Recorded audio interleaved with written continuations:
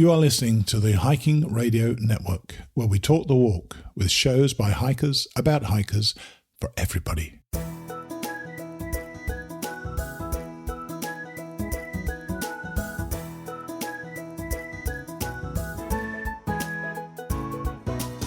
Mighty Blue on the Appalachian Trail, the ultimate midlife crisis. Join Steve and his guests every week as he staggers from Georgia to Maine.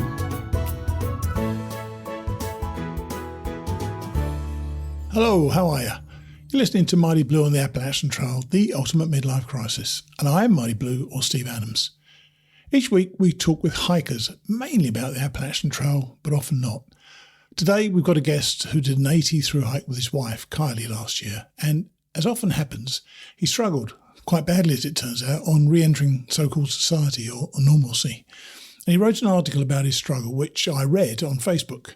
It was so well written and truly articulated what many of us feel when we get back home. Anyway, I invited Casey on the show and he agreed. He's going to be reading the article, only takes a couple of minutes, and we talk about his hike and the impact that it had upon him. Casey will be on in a moment.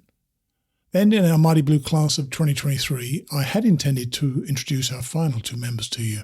Unfortunately, one of the recordings was absolutely terrible, so I couldn't add it. This is from a lady, Mary Marks, who is already hiking the AT, so we're going to catch up with her and introduce her in the next week or so as we revisit some of our other members. Fortunately, Jessica Lang Wright's recording was fine, so you're going to be meeting her today after Casey. Then George Stefanos is struggling through Pennsylvania, but Delaware Water Gap is in sight. There's no Dr. Lynne today, but she'll be back next week talking about Lyme disease. So let's get on and meet Casey Beeman, or Freedom Pouch. Today's guest, Casey Beeman, recently posted an article that he'd written about post-trail depression. Well, it's really about what it feels like to hike and kind of answers the question your friends ask when you get home. What was it like? Hey, Casey, how are you? Good. How are you? I'm good, thanks. We're going to come to the article a little later. Actually, you're going to read it out, which I'm very pleased we decided to do that straight away. But I was reminded when I saw your name on the article that you'd reached out to me when you were about to start your thru-hike last year, and you went with your wife, Kai, didn't you? Yes, I did. Whose impetus was it to do a thru-hike? Initially, I thought it was a terrible idea, to be honest, because she had never hiked or camped before. So when she brought this to my attention that she wanted to go and do a thru-hike, I said, "You're absolutely out of your mind. This is the Super Bowl of all hikes, and you've never hiked or camped before. So it's a very ambitious endeavor that you're trying to put us into." But we looked into it a little bit, and after doing some YouTube research and reading some books, we decided that it was actually possible for some greenhorns like ourselves to go and do something like this. Yeah, to be honest with you, I reckon the majority of the people who stand on spring on that first day are pretty green anyway in terms of hiking. There's a lot of people who've never done any hiking, and self included, stand there and just think, what am I going to do next? And they kind of get on with it. And have the two of you always been adventurous? Because when we spoke before, you said that you've personally been quite adventurous. Tell us about the Workaway program in Tanzania, which sounded fantastic. Yeah, we actually, just before we started the trail, we went to Africa for 2 months. It was something that I had done through this Workaway program a couple times, going to different countries like Malaysia, Bali, and Singapore. And we decided that Africa would be a cool new place to explore. So we went to Tanzania, to Moshi, basically lived in the shadow of Mount Kilimanjaro for 2 months prior to our hike. So it was pretty cool to do. Nice. Yeah. And what did you do when you were in Moshi? So we were working, it's a volunteer program that we found, and we were working for 20 hours a week for a local guy who owned a bike shop. We were helping him rebuild and paint it, and it was basically just help him out in exchange for housing and food for, our time that we were staying there. Right. And you say you've done this before, so tell us about, I didn't even know such a thing existed. So people from this country can go and work anywhere in the world, and I think we'd all benefit from that, to be honest with you. Absolutely. To go and work anywhere in the world. And so tell us what the deal is then. So that's something that you can do no matter what country you're from. There are different hosts through Workaway, and there's 50,000 different people that you can go and stay with. And you go and you exchange some work or volunteer work for housing and food. And, it's taken me to Peru, to Australia, now Africa, and I've gotten to really travel and explore and sow those oats a little bit because of this program. Right. So you say it's volunteer work, which sounds volunteer work means no money. So you say you I presume you're you don't have a career as such, or maybe you do have a career. What do you actually do now? So I'm an arborist. I prune fruit trees for most of the season, and I've worked on an apple orchard for most of my life. So, we decided, being in our mid 30s or early 30s in her case, that we wanted to go and, take advantage of this time that we have, this youth that we've got, and really, do some of the things that we personally feel like we should do at this age before it gets too late for us to really pursue those dreams. Yeah, careful, Tiger. I've got bloody 40 years on you. Yeah. I'm still doing stuff. So you got plenty of time. Don't worry about all that. So the experiences are more important than the expenses. Is that kind of right? You look to do things as opposed to worry about building a career too much, or is your career a set career as an arborist? It's pretty sad. I mean, I'm open to bouncing around to some other things, but when we're thinking about costs, the least expensive way to do these things I found is to use a program like Workaway, where you pay for a flight to a destination and then you can stay there for free. Most of the expenses when you go traveling, I found, are food and shelter. So it's been really cool to go and have those expenses alleviated, and all we had to do is fly there. Yeah, I mean, I want to talk about the hike for a second. I'm just fascinated by this. Sure. So in Moshi, what was your accommodation like in Moshi? I mean, it wasn't like, it wasn't like it would be here in the States. In Australia, it was top notch. We were living in like a middle class suburb, or I was. In Moshi, it was cool. We had water, housing. It was weird because the toilets were, I think we call them squatty potties. That's what we've been considering them, which was very different for me because I'm used to, yeah. Right, of course. Practice. Actually, yeah, it really Good was. That trained us a outdoors. bit. But the accommodations were nice enough. The people that we stayed with were wonderful. And they made us, some of the most fresh food I've ever eaten. It's very different when you go outside the States. Beautiful. So you researched the hike. Yes. You went away for a couple of weeks or a couple of months to It was Tanzania? a couple of months in Africa. Yeah.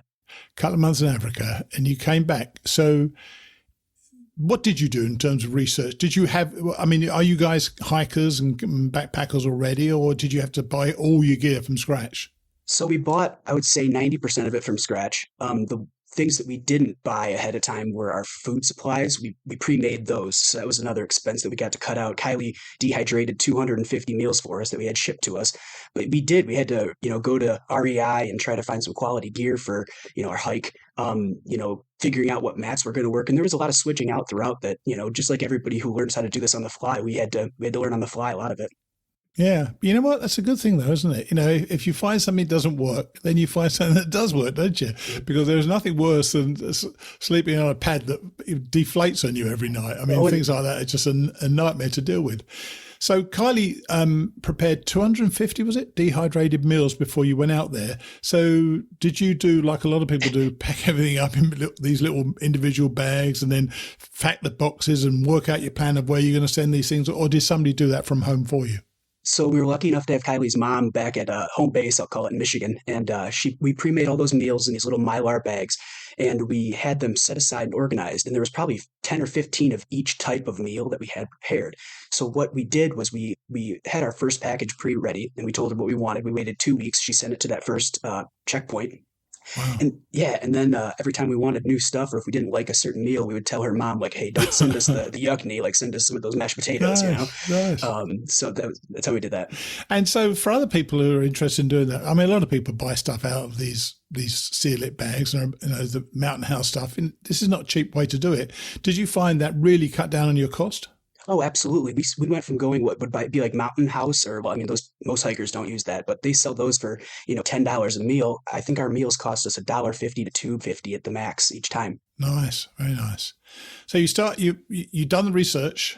You were prepared in terms of your gear. You bought your gear, you bought your food, and so on. What about physical preparation? Are you both quite fit people and active people anyway? Yeah, I mean, working on a farm, she was working with me at the farm, and we're active. As far as preparations goes, we probably should have gone to the gym a few more times, but I'm sure that's a pretty common consensus with most hikers. So yeah, we prepared a little bit, but there's nothing that I could have done really that would have prepared me for going up and down mountains every day, except for going up and down mountains every day.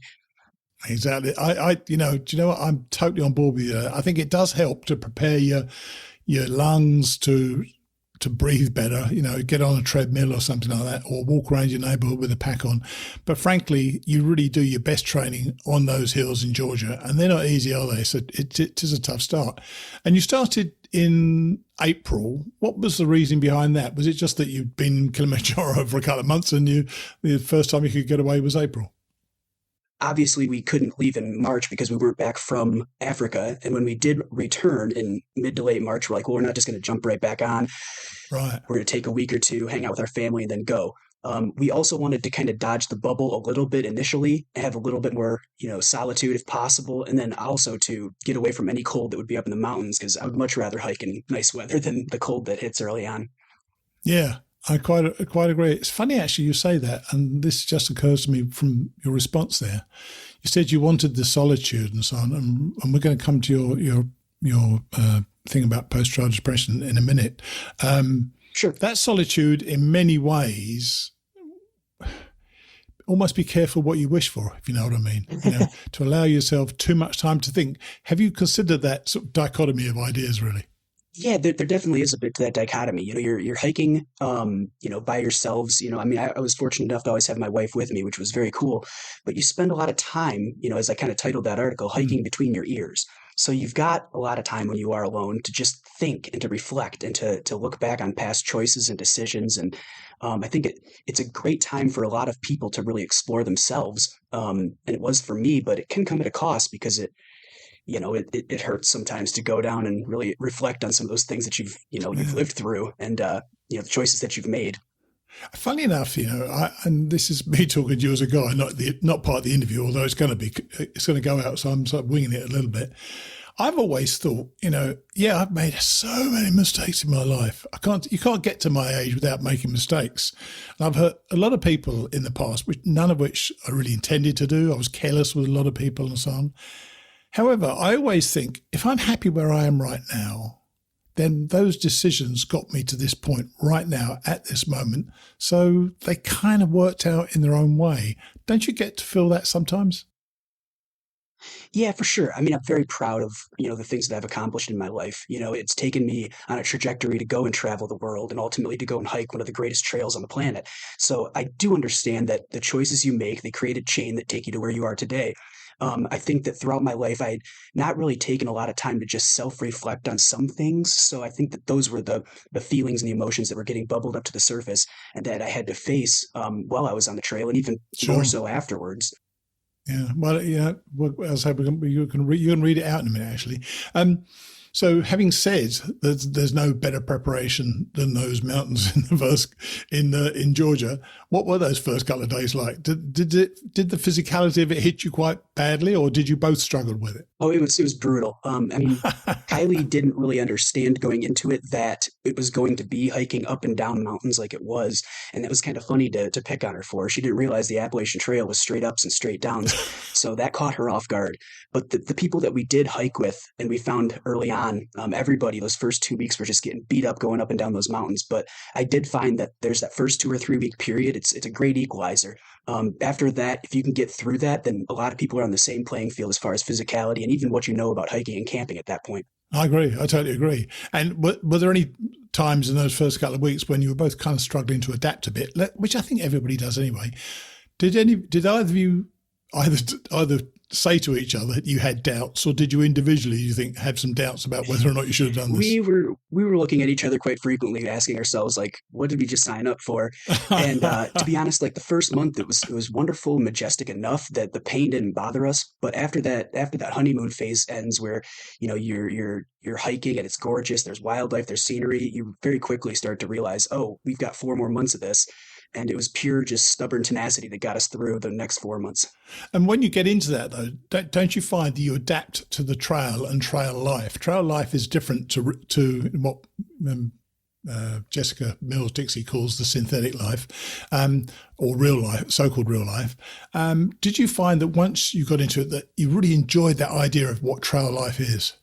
Yeah, there's something that is it's wild how it just, you propel yourself forward every day, and you find success and fulfillment by just walking. When you get 10 or 15, miles further along the trail, you're like, wow, I've really accomplished something, and it's something to be proud of. So that that in itself is powerful, and it's simple. It works. Yeah, it certainly does. But it's not a cheap gig, is it? And I know we've said in the past how difficult, how expensive this can be. Did the cost of an AT thru-hike kind of surprise you at all? Yeah, I thought that we did enough preparation financially ahead of time. We had saved up quite a bit of money, and early on we did a great job of being, I'll say fiscally responsible. But as time goes on and you get further along in the trail, you start to miss those comfort, like a mattress and a flush toilet and a shower. So we started to take longer town days and zeros, and we give ourselves some treats like more food, things like that. As I say, that ain't a cheap gig. And you were a relatively recently married couple. I think you got married in 2021. Is that right? 21? Yes, it was May of 21. So we're coming up on 2 years here in a few months. Right. And so when you went on the trail, you're only a year into it. And I've often wondered about how couples interact when they're on the trail. Did you find that the trail tested or strengthened or weakened or just simply tested your relationship? I mean, there were certainly times that we were butting heads or disagreeing or not getting along. But to be honest, I kept this in mind as much as possible, and so did Kylie. If we can get through this together, we can get through anything. And I think that it stands as a testament to what we're capable of as a couple. To the fact that we could hike for that long, spending every hour of every day with each other and still not, strangling each other at the end of the night when we get to camp. Yeah. Yeah, and when you've had few words with each other, it's not always easy to be walking around that person, is it, either? Because you're both walking on eggshells a little bit, aren't you? But you have to help each other through a hike. Did you find that supportive part of your natures really helped out? I would say so, man. I realized that I had to give her a lot of support at times because it wasn't exactly her environment. It wasn't her space that she was super comfortable in, whereas I find a little more comfort outside in nature. And she provided me with a lot of support mentally when I was having some of the self-reflection stuff. So we fed each other pretty well.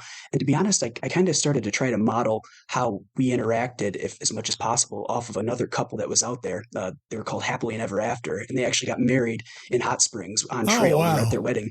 And so we would bump into them every month or so throughout the trail, and they were a really cool couple that we saw had success hiking the trail together too.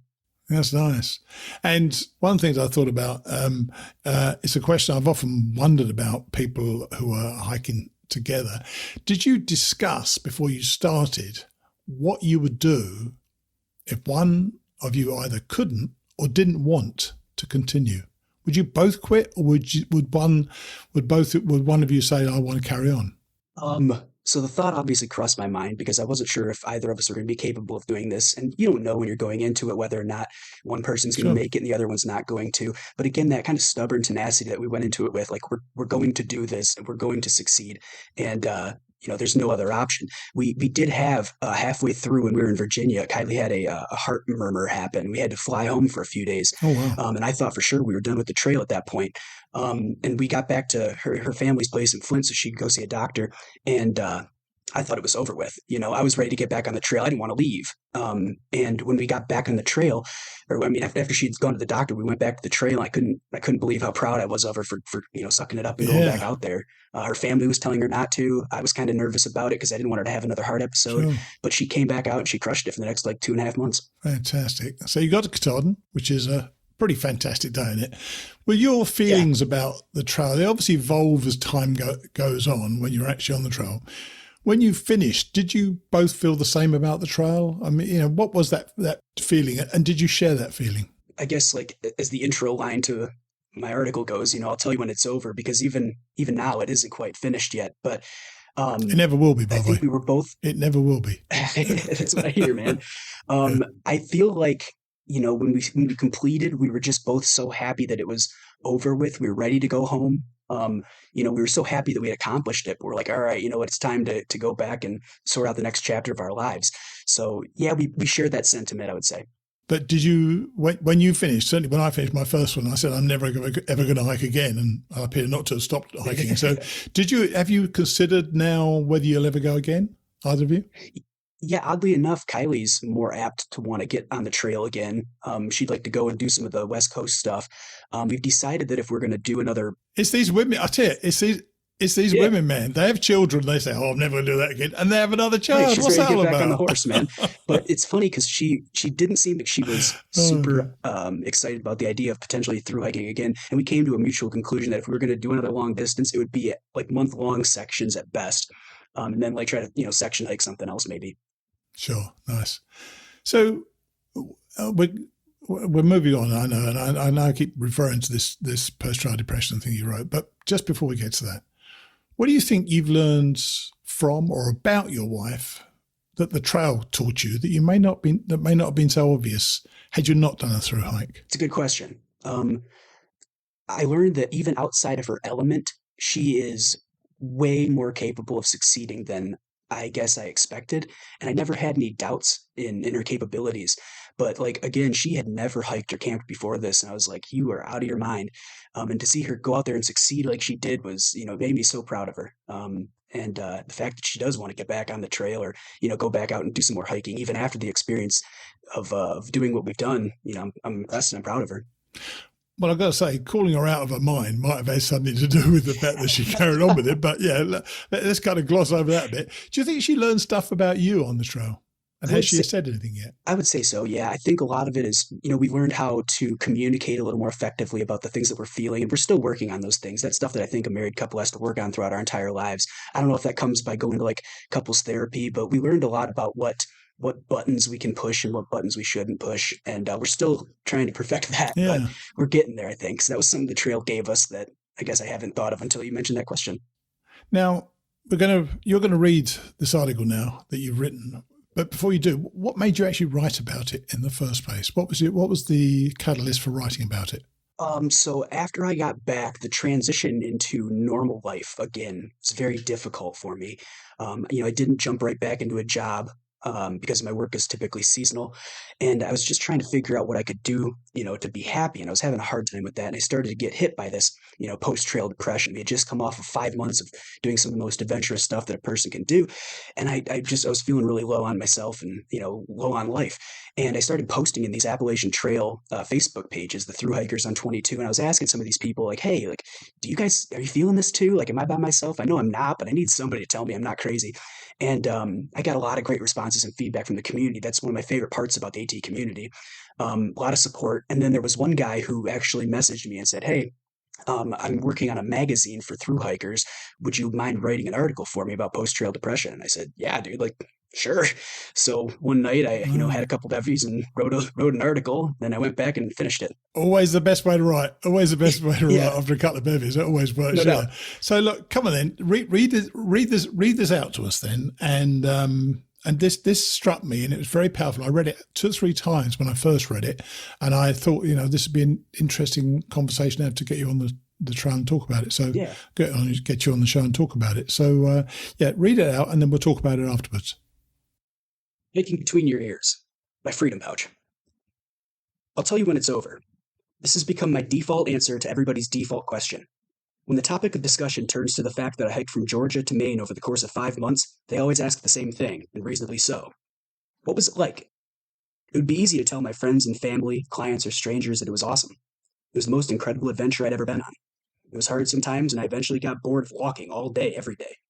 Maybe they want a simple answer, but the experience deserves more than that. It doesn't end when you reach Katahdin and go home, and even months later, it still hasn't ended for me. To synopsize it briefly, you spend the first month filled with intense excitement and wonder about what is ahead. You feel yourself getting stronger, healthier, braver. You quickly discover the things that we take for granted. For me, it was a comfortable mattress, potable water, a warm shower, and a flush toilet. You also begin to understand that the essential things in life can be whittled down to 20 pounds and strapped to your back. It's humbling. Then the honeymoon phase ends and reality sets in a bit. People you've hiked with drop off the trail, and over time, your own tenacity becomes the most reliable member of your trail family. There are still several months left of this journey, and regardless of the spectacular wildlife and gorgeous scenery around you, you are forced to spend your days hiking between your ears. I hope to the AT gods that you brought Q-tips. To reiterate again, I know what an accomplishment this was. Please don't confuse yourself into thinking that I'm not entirely grateful for my time spent on a trail. I had a summer that transcends any semblance of normalcy. For 5 spectacular months, I was not being boring and was committed to doing something that on the resume of life would put me in a tier above most adventurers. I met so many wonderful people and fell in love with my country again. The trouble, however, with being a moderately cerebral individual is that I was forced to spend a lot of my time self-reflecting and psychoanalyzing myself and life choices. I should have brought more Q-tips. I had to face my choices, my regrets, my guilt. I had to try and forgive versions of myself in circumstances that I couldn't forget. I would spend hours climbing a mountain and rehashing important arguments in my past, recognizing the folly in my actions at the time, accepting irrelevancies and emotions I previously believed to be core values. I had to face myself. As a result, I grew discontent, insecure, and uncertain about the journey that would come after the journey. I became nervous for life beyond the trail. In order to live in the moment during that glorious time, however, I swallowed those thoughts down like greasy food during a town day and accepted that I would deal with the stomach aches when they started. In all honesty, post-trail existence has been more challenging than anything I've faced on those mountainsides. I'm sure that I'm not alone. You summit, you smile, you take pictures and you reflect for too briefly a time. You climb down from Katahdin, you camp out a final night, and you make your way home. You're an altered version of yourself inside and out, and you go back to a place that hasn't changed. You still need money. You still need a job. You still need a place to live. A tent isn't a home anywhere in this world. Water doesn't bubble from the mountains, and people outside the trail towns don't think it's cute to hitch a ride or buy you a beer anymore. The trail is a community of its own where nobody would steal anything they have to carry, and a campsite is a place where they can always make space for you. And your efforts every day carry you closer to a tangible and foreseeable finish line. Fulfillment and happiness are found through putting one foot in front of the other. At home, it isn't like that. A week after I finished, I began to feel deflated. Hiking between my ears and confronting all of myself, my regrets, and challenging my core values were not something that switched off when I came home. It has become a mental hangover from a 5-month bender. At least now there's a water source nearby. I reached out to the trail community and found support there. I learned that I was not alone in this feeling. The togetherness in that has helped to an extent, but simply knowing that other people are having post-trail depression isn't a remedy. Hoping to get back to some semblance of mental stability, I started seeing a therapist who has built my confidence in the fact that such a powerful transition in lifestyle causes powerful discomfort. Nomadic living is not something that we're wired for in these modern times. Further, the impact of bouncing between being a cog in the wheel of society and getting that taste of absolute freedom is something traumatic for some of us who have recently experienced the way that life should be. She says these feelings and the struggle are only temporary. I hope that she's right. Still, I find that even at home, I'm hiking between my ears. Some days are easy. I glide through them pruning apple trees, keeping my hands busy, and listening to podcasts. The outdoor-themed and hiking ones help the most to calm my mind from the battle that has been transitioning home. They remind me of what I've accomplished and are reaffirmations that since I climbed literal mountains every day, I can certainly conquer the metaphorical mountains of self-doubt and post-trail depression. Frequent conversations with hiker friends I made have helped too. It has become fairly apparent that nobody really enjoys being off-trail.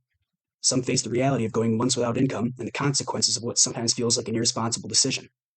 We quit our jobs and broke our lease for this? Yeah, we sure did. In time, I'm sure we'll all look back and be thankful for our choice. Some sooner than others. But personally, reality has come crashing down harder than the Roan Mountain rainstorm during our uphill climb that day. Oftentimes, I don't feel like I'm going to be okay. I'm as scared as I was when I heard the black bears tearing down our bear hangs in North Carolina that night. I'm as frustrated as I was in Pennsylvania when I was rolling my ankles on the never-ending pathway of football-sized rocks. These are times that I'm truly disappointed in my decision to break away from normalcy and hike the Appalachian Trail. But what do I know? I'm just a dude who got lost hiking between his ears. You must have had plenty of beers that night, mate, to write that. There's a lot going on there. Oh, my gosh. That brings up the hairs on the back of my neck. Listening to you read that, having read it myself now about 5 or 6 times, I guess. Yeah. Have your feelings, you wrote this in December, didn't you? Have your feelings evolved since you wrote it? I know it's only a month, but, you know, things change, and I find things do tend to get better after a period of time. Yeah, there has been an evolution, to be honest, of how I've viewed my time on the trail. And since we started communicating, you know, my excitement to be a part of your podcast has kind of helped to make me feel like, hey, I've accomplished something incredible. The last couple of nights, my wife and I have been going through our videos and our photos and kind of reflecting a little bit, and it has gotten better. It's still tough, you know, but the fact that I've got my job now, my business is rolling, it makes a big difference in what makes me feel like I'm normal again. And it has gotten better. It has evolved. Well, that's a good thing, because that sounded a pretty deep, dark place in many ways in December. When you were writing it, did you actually regret having done the hike? I would say not entirely. I mean, I was in such a low spot. I was going to actually see a therapist because I just didn't know what I was doing with my life, and it's I'm kind of embarrassed to admit that, but I guess feeling that type of way is nothing anybody should ever be ashamed about. So I think that the Absolutely. reason that I felt so powerfully about writing that and sharing it was because I want people who are going into this hike, even as confident or as not confident as we were, to know that there is a possibility and a strong possibility that you come back and life is pretty friggin' tough. You still need a job. You don't sleep in a tent anymore. You got to have money, and you got to be prepared for that return to normalcy.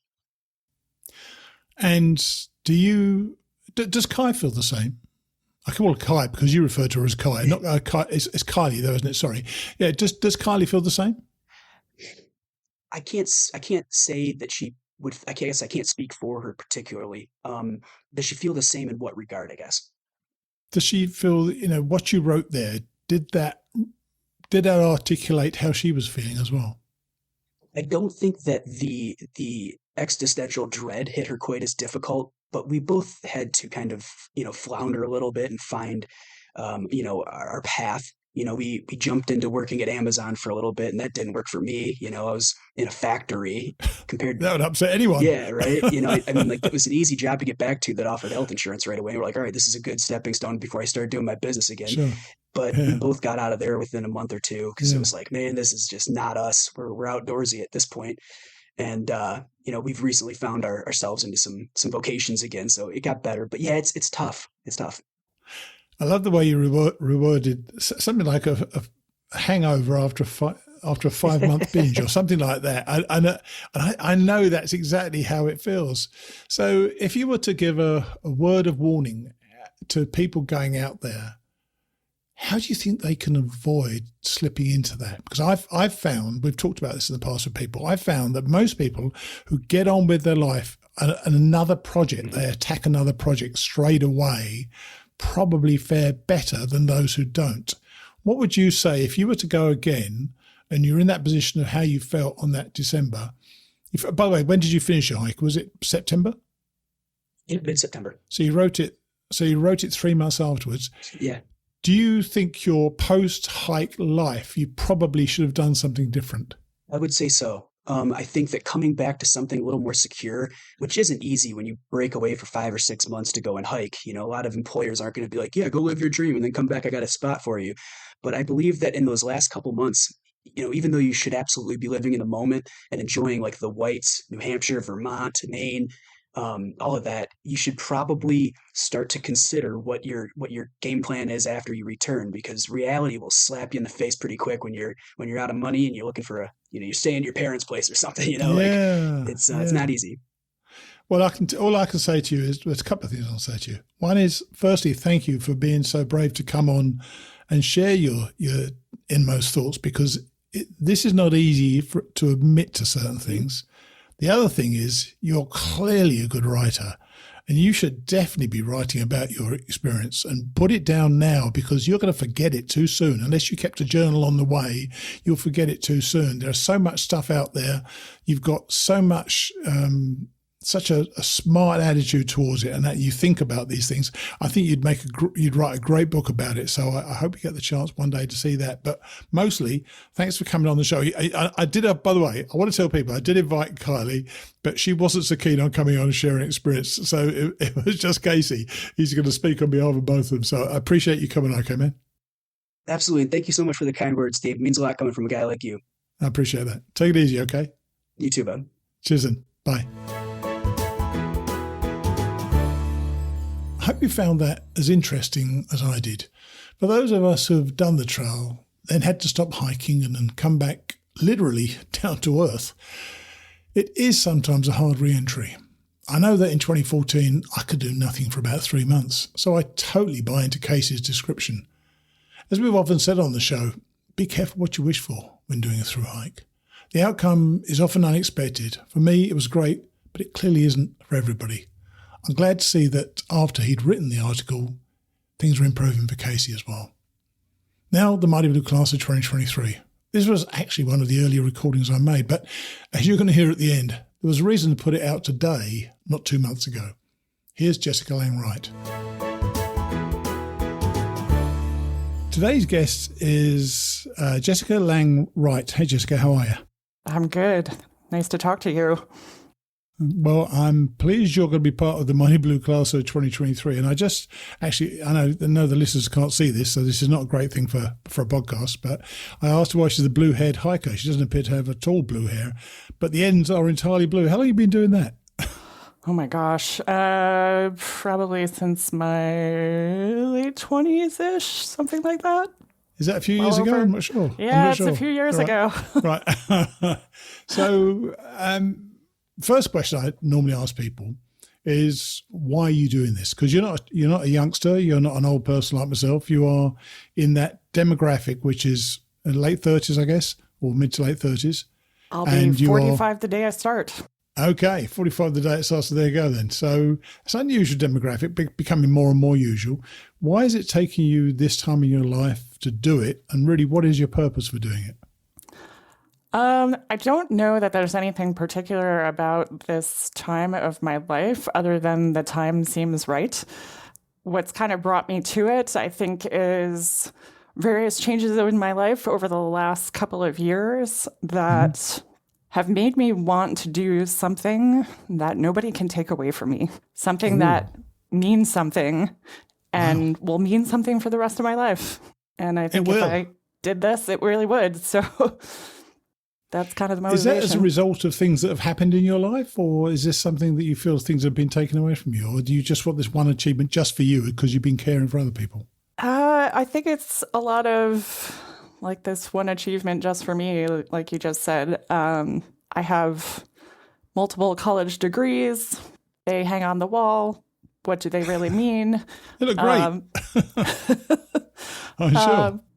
But this, I had a business that was a brick and mortar business and is now online and kind of all over the place. And I'm still doing that to some degree, but it was very much changed by COVID and all of the situation of the last couple of years. Do you know what? I think COVID has really made a lot of us refocus what we've been doing in our lives and make some changes. And you're absolutely right about this, by the way. No one will ever be able to take this away from you. Whether you do 1 mile or 2,200 miles, whatever the number is, it's something that is such a great adventure. I think about it literally every single day of my life. Obviously, I'm doing the podcast, so that may be something to do with it. But really, I think about my hike all the time, and I may show you later once we finish recording. There's a picture to the side of me right now of my hike, and it is just the most wonderful record. So, when are you actually planning on starting the AT next year? So my birthday is March 10th, and I'll be 45 years old. And just like the subtitle of your podcast, it's the ultimate midlife crisis. So I figured, why not? If I'm lucky, I'm halfway through. Let's do this. I'm so glad somebody recognizes that it is the ultimate midlife crisis. It's one of those things you think to yourself, I'm going to throw caution to the wind and just get out there and get in the wind. So what is your hiking experience? It's kind of all over the place. So I live in New Hampshire. I'm not terribly far from the White Mountains. So I've been working on my 48 4,000 footers for a couple of years, the 52 with a view, that kind of stuff. My husband and I, a couple of years ago, we did 4 days on the Colorado Trail. We went from just outside of Breckenridge to not terribly far from Leadville, and ended up spending a couple of days in Leadville afterwards recovering. Was that planned? Was that planned to do just 4 days, or you just got off because you just didn't enjoy it, or what? Yeah, no, it was planned. We were actually out in Denver for a family wedding, and I was like, if we're going to Denver, I had never been to Colorado. My husband lived there for a while. I was like, if we're going to Colorado, we're going hiking. I don't care how we make it happen. So we basically had a week of vacation that we could manage. And so we did. We were going to try to do a little bit more than that, but the elevation sickness actually started getting to both of us. So yeah, it can do. If you listen to the show, you probably know it's been a thing for me in the past, but I appear to have got over it at the moment. Yeah. So are you preparing? You say you're doing the 4,000 footers and so on. So you've been preparing physically for this anyway, haven't you? Yeah, for quite some time actually.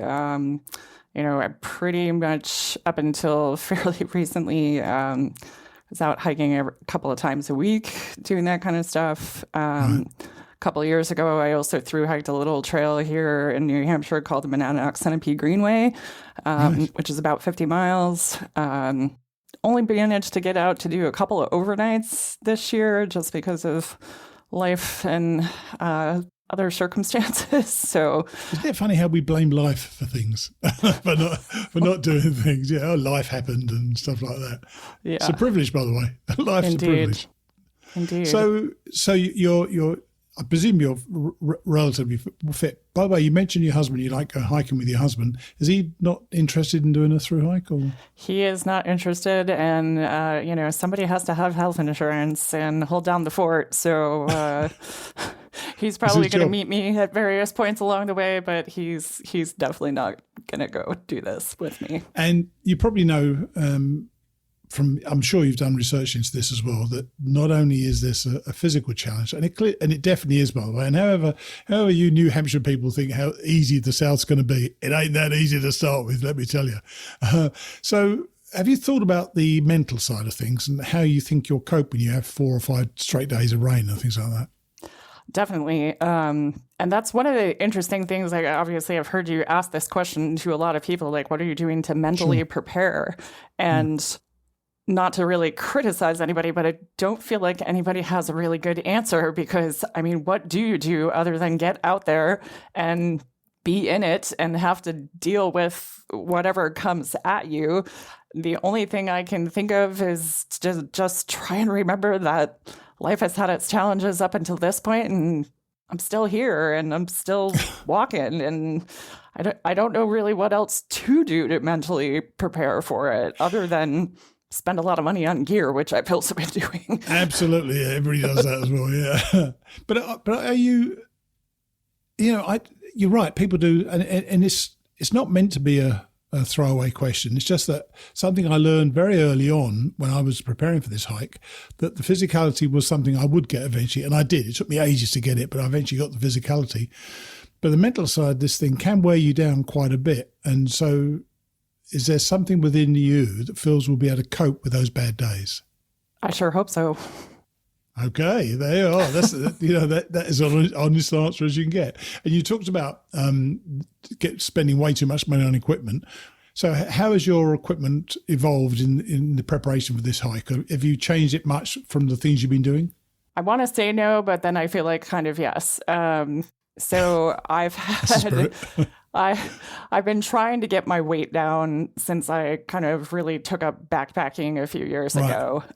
So in the course of that time, I've changed out packs. I went from a 1-person tent to a 2-person tent. And then this summer I bought a Durston.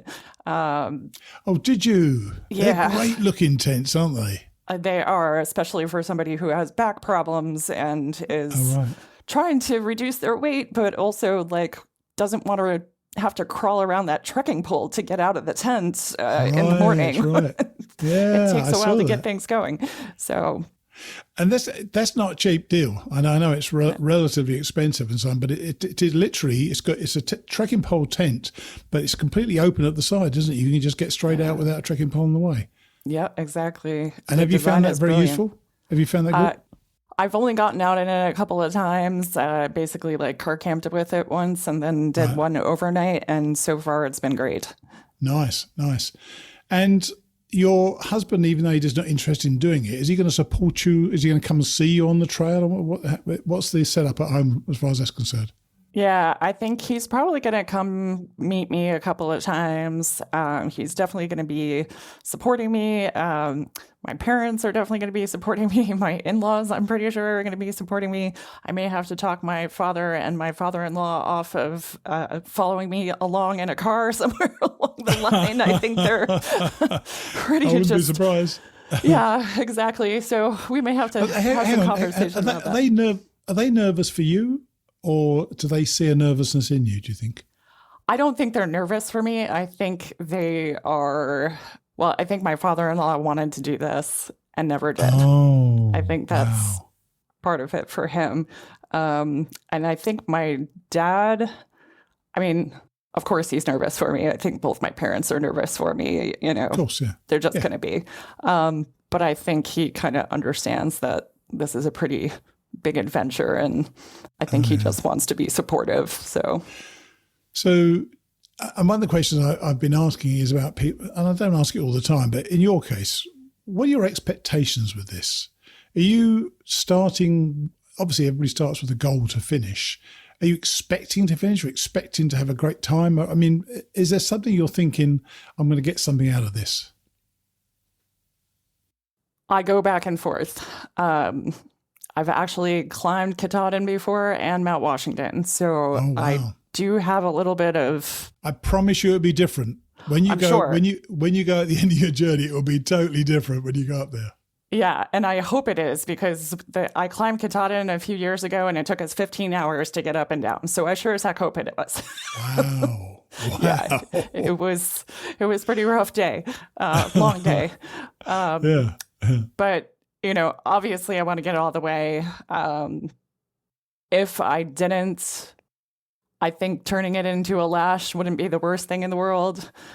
Years ago, when I first kind of started poking around about doing some hiking and stuff, I saw the 14-state challenge on the ATC website, and I have done like small day hikes along the way, and it would just be amazing to connect the dots.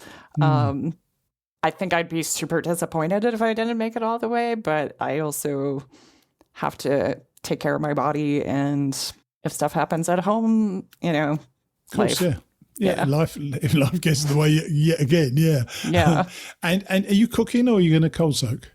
Cooking. Yeah. Is that because of coffee? You need something hot. Actually, right. I don't drink coffee at all. Oh my gosh.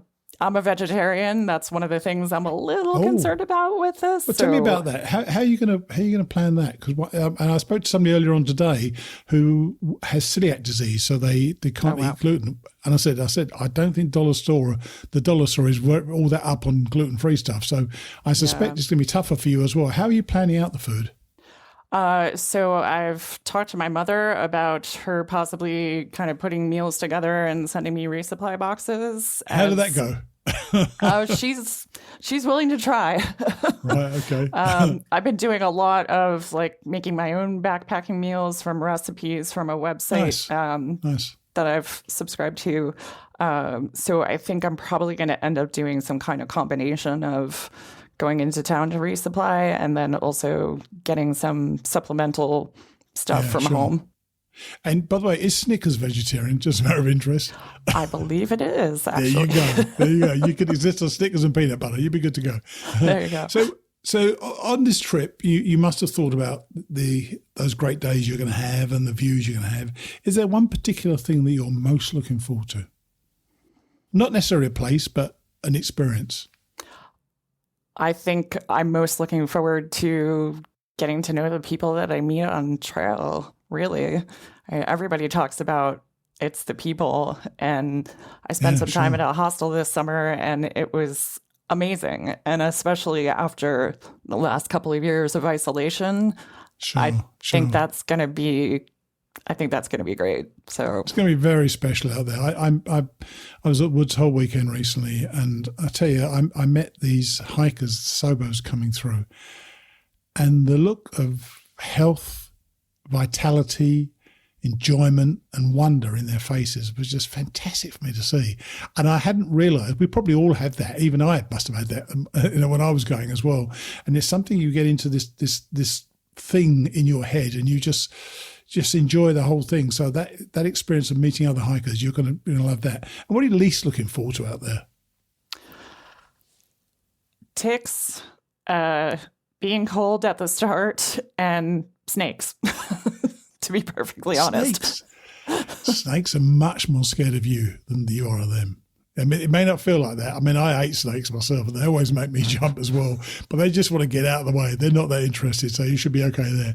And are you going to be the blue-haired hiker? Because that's not a name as such, is it? No, it's something to do with blue, though, isn't it? I have a feeling probably. I don't have a trail name yet, but I'm looking forward to receiving one when the time is right.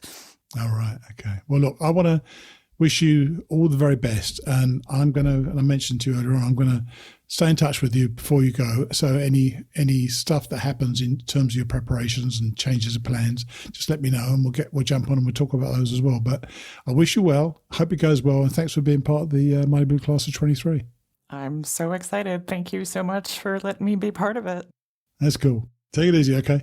You too. Bye. Bye. As I said when I introduced Jessica, there was a reason that this recording didn't go out earlier, which Jessica mentioned to me once I'd pressed stop. So I thought I'd press record again. Here she is once more.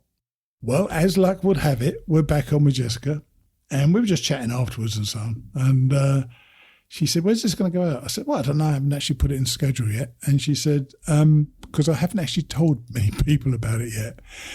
Are you? So when do you think you might actually mention that you may be going on this 2,000-mile hike? You've told your husband, by the way, haven't you? Yes, he definitely knows. Yeah. As most of my immediate family and some of my close friends know, I just started a new job that I knew was only going to be temporary, but of course they don't know that I'm probably going to be leaving. So that's part of what's going on there. I tell you what I think, Jessica, and I'm not sure how now I will wait for you to let me know when you've told them, because I'm not going to put this out just in case somebody who works there knows of you and so on. So appreciate it. I'm glad we mentioned that. So because this could have gone out earlier than you might have thought. So thanks for mentioning that. So we now know we can't tell anybody yet. All right. Yeah, that'd be good. All right then. Cheers then. All right. Bye. Bye. She's ready, isn't she? You can almost feel the excitement in her voice. Going forward, we're going to start talking with our members again, mainly to see if plans have altered or they've changed out their gear before they start. Before we get on to Then the Hail Came, it's thank you time. Thanks to those of you who've bought from our store, hrntradingpost.com. It shows your support for what we're doing at the network, and we really appreciate it. Also, of course, our lifeblood is our donors. This week, our monthly donors were Gail Posey, Todd Withrow, Sabre Thompson and Suzanne Johnson, while Lee Adurian gave us a very generous donation, writing, "Thanks for all you do, Steve. Love the show. I'm starting Nobo on 222. My name is Lee Adurian, but I'll use the trail name I've been given, Streaker. I've run 33 consecutive New York marathons. Hope to talk to you someday. Appreciate you." Thanks to all of our supporters. We appreciate you. Finally today, George ponders on the people who say they're through hikers, but who turn out to be full of BS. I think it must be the rocks of Pennsylvania getting to him, because he's not normally so judgmental. I'll see you next week. Thursday the 21st of July 1983, mile 1158.5. The semi-through hiker I met at Earl Schaefer Shelter on Tuesday night showed up at Rausch Gap last night after 9 o'clock and regaled the local guys with some tall tales of hiking 28 miles from Duncannon that day. Some other guys who were camped nearby stopped by the shelter and had a long, loud conversation with him. I finally chased all the idiots away at about 10 o'clock, but they made a ton of noise at their campsite all night long. I managed to sleep through most of it. In the morning, I informed my shelter companions that Big Mouth had spent Tuesday night at Earl Schaefer Shelter with me and advised them to be very sceptical of thru-hikers spouting wild stories. It seems like half of the thru-hikers I've met were bullshit artists who skip sections of the AT and then tell tall tales about their exploits in order to impress the innocents and or weasel food handouts. The ones that do most of the bragging are often the ones who are not even attempting to make a legitimate hike. I left at 6:45. I soon passed through the side of another ghost settlement which had been known as Rausch Gap Village. There were a few old foundations and an overgrown cemetery with 3 or 4 gravestones. The AT was very easy walking along dirt roads. Then came a prelude of things to come. The trail up and over Second Mountain was almost completely obliterated by the growth of small trees. Their branches overlapped each other across the trail in many places. The storm I had barely avoided the night before soaked me second-hand today as I bulled my own path through the wet intertwined branches. The descent from Second Mountain was on wide woods roads, a fact I really appreciated after that overgrown trail. This was followed by a 4-mile walk on paved roads. About a mile into the roadwalk, I came to a small store named Ron's Grocery. The people who ran the stall were very congenial and made a special effort to cater to hikers. They carried all sorts of groceries appropriate for backpacking and had a policy of accepting and holding mail for hikers. They even kept a registered notebook at the store for us. I had a nourishing second breakfast consisting of a 16-ounce Coke, some cookies and a pint of ice cream. The only pints they carried were vanilla, but I've grown used to heartbreak and deprivation on this trip, so I handled it. I bought a box of Pop-Tarts as I hit the road. My munches, as always, were running a little low. The rest of the road walk sailed by. I was humming along on an intense sugar and caffeine rush. As it ended, I came to Swatara Gap and the climb up Blue Mountain, a ridge that the Appalachian Trail will be following all the way to the Delaware River and the New Jersey state line. I was in high spirits and feeling strong physically. Then I met Blue Mountain. After a long, steep climb, I was greeted on the ridge crest by endless ranks of shoulder-high weeds which completely engulfed the trail. Many brandished long, sharp thorns. Within minutes I was bleeding from dozens of scratches on my unprotected arms and legs. That was a constant experience for the rest of the day.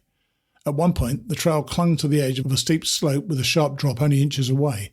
In order to stay on that narrow shelf, I had to wade directly through the briar bushes that projected out over it. I guess I could have worn long pants and a long-sleeved shirt. That was an appealing thought.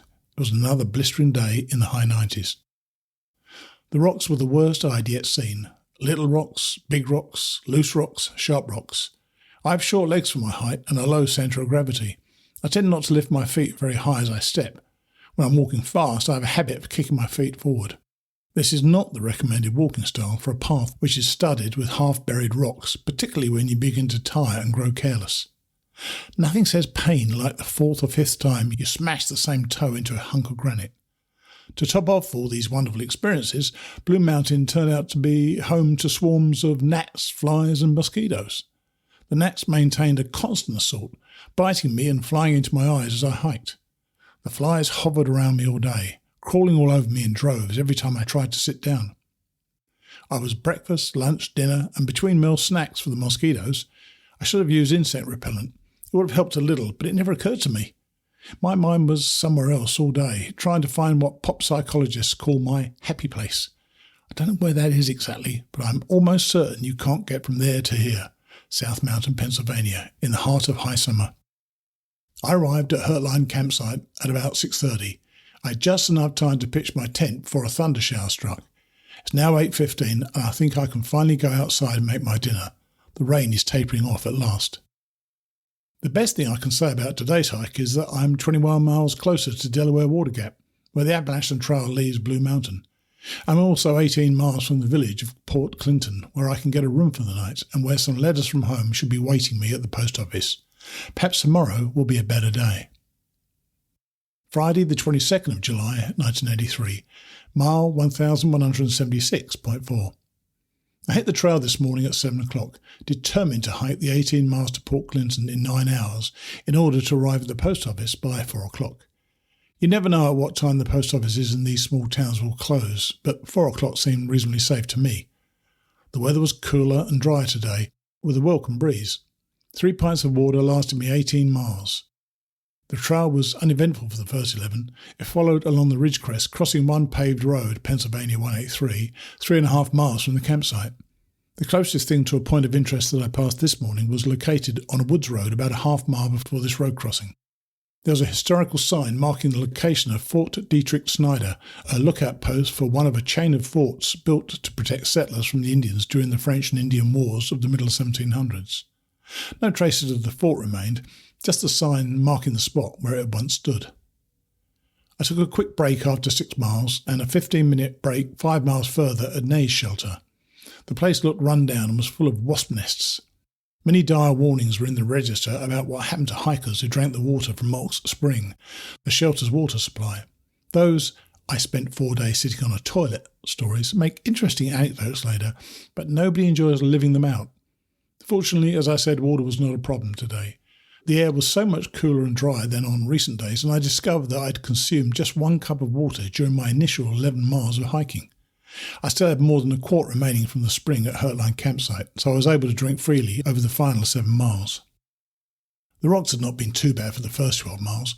About a mile past the shelter, after a short steep climb, the rocks returned with a vengeance.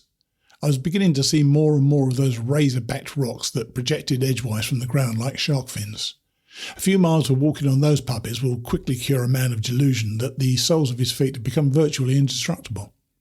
I also picked up a dozen or so new deep thorn scratches on my arms and legs while hiking overgrown sections of the trail. Looks like I might need a transfusion by Delaware Water Gap. I took my third and final break of the day about 4 miles past Nay's shelter at Auburn Lookout, the sole viewpoint from the Appalachian Trail all day. There was a rocky outcrop hanging high above Port Clinton village and a long curve of the Schuylkill River Valley. In the 1800s, the Schuylkill Valley was the heart of an anthracite coal mining region and the site of one of the more violent of the early labour struggles. Things quickly got out of hand and neither side was overly particular about the sanctity of human life. Sir Arthur Conan Doyle wrote a very political Sherlock Holmes novel concerning the efforts of the noble philanthropists who owned the mines to defeat the evil striking workers. Sir Arthur would be very comfortable with the current political climate in America. The setting of that novel was a fictionalised version of a portion of this valley, as I recall. Today, the Valley of Fear looked rather peaceful and bucolic. The low humidity gave my pictures of this excellent view an unaccustomed background of blue sky and distant objects looking sharp and clear. I was way ahead of schedule, so I rested for 20 minutes, preparing myself for the final sick descent into Port Clinton. There were some unpleasant stretches along the route down, but I just took them slow, and I made up the time on the tolerable sections. I still managed to arrive at the post office a few minutes before 4. Unfortunately, the US Postal Service was not able to match my on-time performance. The letters which my family and friends had mailed from Connecticut almost a week before had not yet arrived. That was a disappointment, but it still felt good to have a long day completed at 4 o'clock. The Appalachian Trail passes directly through the streets of Port Clinton, where the Schuylkill River cuts an impressive 1,000-foot deep slash through the hulking ridge of Blue Mountain. At the point at which the ATE roadwalk crosses Pennsylvania 61 is the Port Clinton Hotel. It's not unlike the Door Hotel in Duncannon, a throwback to the early years of the century. I checked into my room and walked down the hall to the bathroom for a long hot shower. Then I went downstairs to the bar and drank some cold cokes while I chatted with Helen, the long-time owner and operator of the establishment. We had a long talk which touched upon the topic of all the bullshitters on the AT, like that guy who spent the night at Earl Schaefer's shelter while I was there and then had told those guys at Rouse Gap Shelter the following night that he had walked all the way in from Duncannon that day. I've met so many like him and people that hitchhike or walk roads around portions of the trail that it makes me wonder just exactly what percentage of those who take credit for a thru-hike actually accomplish the feat. I've become somewhat disillusioned. Helen said that she can spot the phonies a mile off, and I believe her. She has seen all kinds in her years of catering to backpackers. Her common sense talk has really cheered me up. What matters to my thru-hike is the way I approach it, and anyway, there are still many other legitimate thru-hikers who believe in maintaining the integrity of the challenge. I've not met many of them simply because of my late start on the trail, several weeks after most of theirs. With several exceptions, I've generally encountered the slackpackers and the losers. The weather forecast calls for the cooler weather and low humidity to hold out through the weekend. It may be time again for me to pick up the pace. If I can get any kind of early start tomorrow, I would like to rip off a 23-mile hike to Allentown Shelter. On the other hand, I'll have to see how my shoe holds up. The sole of my left boot began to separate near the toe early today, and it was flopping around all over the place by the time I made it here. Helen gave me some good strong twine with which to bind it. Hopefully, the repair will hold together until Delaware Water Gap.